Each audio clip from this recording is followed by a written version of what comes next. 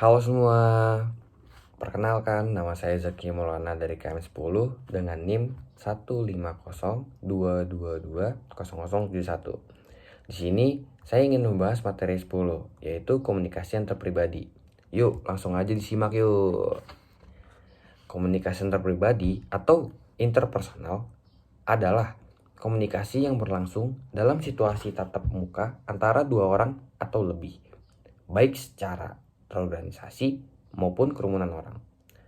Dan juga tak hanya berperan sebagai komunikator, namun juga sebagai komunikan. Keren kan?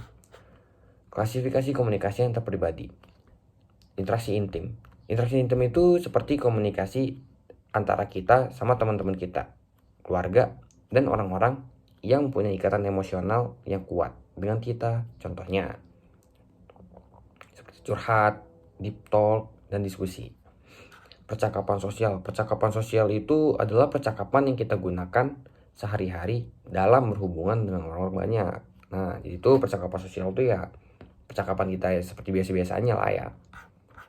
Terus juga ada interogasi. Interogasi adalah pemeriksaan terhadap seseorang melalui pertanyaan lisan. Biasanya banyak digunakan oleh polisi untuk membantu dia untuk menyelesaikan masalah atau dalam proses pemeriksaan lah ya. Terus juga ada wawancara. Wawancara adalah percakapan antara dua orang atau lebih dan berlangsung antara narasumber dan pewawancara. Tujuan komunikasi antara pribadi adalah media sebagai to learn, to relate, to influence, to play, to help. Efektivitas komunikasi antar pribadi terbagi dari 5 komunikasi yang efektif, yaitu yang pertama ada keterbukaan, ada empati, ada sikap mendukung, ada sikap positif, ada kesetaraan, dan juga di situ ada juga keterbukaan. Nah, keterbukaan dalam komunikasi antar pribadi memiliki 3 aspek nih. Yang pertama ada membuka diri, reaksi yang jujur dan spontan, kepemilikan perasaan. Selain itu juga ada sikap mendukung. Sikap mendukung dalam komunikasi adalah perilaku yang deskriptif, bukan evaluatif, ingat. Dan terbuka, bukan mutlak. Cara menunjukkan sikap mendukung antara lain adalah hindari menuduh atau menyalahkan. Nah, jadi itu kita tuh harus hindarin banget tuh sikap menuduh kita atau nyalahin, seuzon kita lah. Terus hindarin banget. Nah, yang kedua tuh ada hindari menilai secara negatif. Tuh. Maksud dari hindari menilai secara negatif tuh jadi tuh kayak kita tuh jangan seuzon dulu lah sama orang, kayak kita ambil dulu sisi baiknya dulu, jangan langsung ambil dari sisi negatifnya. Setiap orang kan juga punya kesalahan, jadi kayak ya udahlah ya, semua tuh ya udah.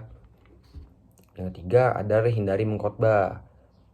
Ya bayangin aja sih kayak teman lagi cerita atau siapa lagi cerita, mereka butuh didengar malah kita ceramahin, malah kita khotbahin. Kan at least dengerin dulu lah cerita mereka. Kalau mereka udah tenang baru, nggak di saat mereka lagi panas kita khotbahin. Nah, yang keempat tuh ada tunjukkan kesediaan mendengarkan dan keterbukaan pikiran. Maksudnya itu tuh kayak kita tuh harus show interest lah ke mereka.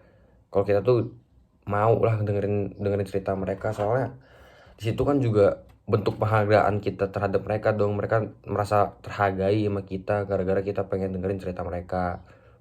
Nah, yang terakhir tuh ada mintakan pendapat orang lain, jangan hanya pendapat diri sendiri. Nah, ini aku setuju banget sih, kayak kita tuh emang harus kadang kita tuh emang harus butuh pendapat orang lain, bukan pendapat kita sendiri. Kalau misalnya emang kita udah nggak kuat lah buat nampung itu semua, nggak salah buat cerita sama orang, tapi ya difilter juga lah ya ceritanya. Habis itu juga ada daya tarik antar pribadi. Nah, daya tarik antar pribadi ini ada kesamaan, kedekatan, dukungan, daya tarik fisik, status sosioekonomis dan pendidikan saling melengkapi. Mengelola hubungan jarak jauh nih. Nah, cara mengelola hubungan jarak jauh tuh sadari bahwa LDR adalah sesuatu yang umum.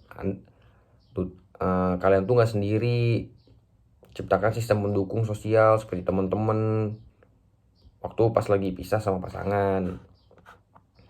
Berkomunikasi dengan kreatif nih, kirimkan rekaman video atau audio kayak callan lah atau video call. Terus juga sebelum berpisah tentukan aturan dasar tentang jalan-jalan bersama teman, telepon, berkunjung, dan menulis. Terus juga gunakan waktu bersama dengan bijak, berlakulah penuh kasih sayang dan bersenang-senang, terus menerus serius tidaklah bijak. Dan juga untuk menjaga hubungan kita dengan pasangan kita harus tetap jujur, terutama ketika pasangan hidup kita terpisah. Mereka perlu terus terang satu sama lain. Terus juga ada yang kedua tuh ada bangunlah komunikasi yang terbuka dan saling mendukung sehingga Anda dapat berbicara tentang masalah dan perasaan. Yang ketiga tuh ada jagalah kepercayaan dengan mematuhi aturan dasar yang sudah disepakati. Menelepon ketika Anda berkata akan melakukannya dan menjaga saluran komunikasi tetap terbuka. Jadi tuh kayak kalau bisa udah janji sebisa mungkin ya tuh inilah lakuinlah. Terus juga kayak fokuslah pada aspek positif dari keterpisahan seperti peningkatan karir atau kemampuan untuk berkonsentrasi pada pekerjaan. Yang terakhir ada tentukan batas waktu berapa lama Anda akan terpisah. Itu harus saya kayak dibilangin lah butuh berapa lama kita berpisah gitu. Penyebab rusaknya hubungan tuh yang pertama tuh ada komunikasi yang buruk. Oleh karena itu kita harus menjaga komunikasi terhadap pasangan kita dengan cara terbuka dan jujur. Terus banget ya, jujur sama terbuka terus banget. Yang kedua tuh ada hubungan dengan pihak ketiga. Nah, pihak ketiga emang bener-bener sangat berpengaruh dalam hubungan seseorang. Oleh karena itu, kita harus menjaga perasaan kita sendiri, jangan sampai tergoda atau terpincut. Jangan labil lah. Kalau misalnya udah punya pasangan tuh, udah fokus aja sama pasangan lu. Jangan kayak, aduh. Yang terakhir nih, ada juga kayak perubahan dalam lingkungan. Perubahan dalam lingkungan tentu mempengaruhi kita dalam hubungan. Karena adanya perbedaan hal yang sebelumnya kita lakukan dengan lingkungan yang baru. Dan disitu terjadi adanya kaget dalam hubungan yang sekarang. Ya, pengaruh sih. Yang keempat nih, ada masalah seks dan pekerjaan. Masalah seks dan pekerjaan tentu juga mempengaruhi hubungan seseorang karena seks adalah kebutuhan biologis yang dibutuhkan setiap manusia dan pekerjaan juga mempengaruhi rusaknya hubungan. Karena dari pekerjaan manusia bisa bertahan hidup.